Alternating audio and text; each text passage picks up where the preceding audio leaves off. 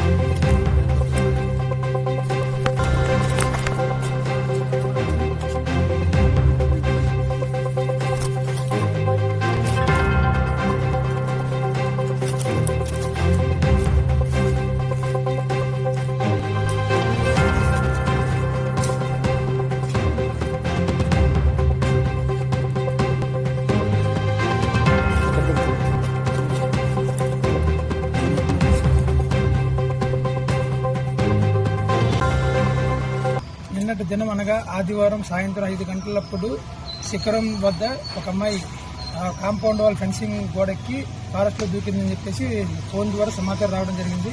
ఇమీడియట్గా నేను మా సిబ్బంది అక్కడ పోయి వెతికినాము.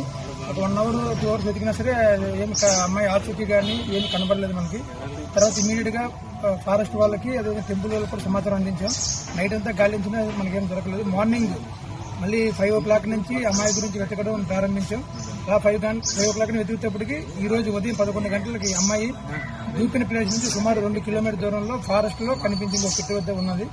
అమ్మాయిని ఎలాంటి ఇబ్బంది లేకుండా బయటకు తీసుకురావడం జరిగింది. అమ్మాయిని తీసుకుని వచ్చిన తర్వాత ఎందుకమ్మా సూసైడ్ చేసుకోవాలని చెప్పి ఆత్మహత్య గల కారణాలు వివరిస్తే ఈ అమ్మాయి వాళ్ళ ఇంట్లో ఆర్థిక పరిస్థితులు బాగోలేక ఆన్లైన్ లోన్ యాప్ లో ఒక 15,000 వరకు అప్పుగా తీసుకుంది. ఈ 15,000 కన్నా అమ్మాయి 50,000 వరకు తిరిగి వాళ్ళు రీపే చేసింది.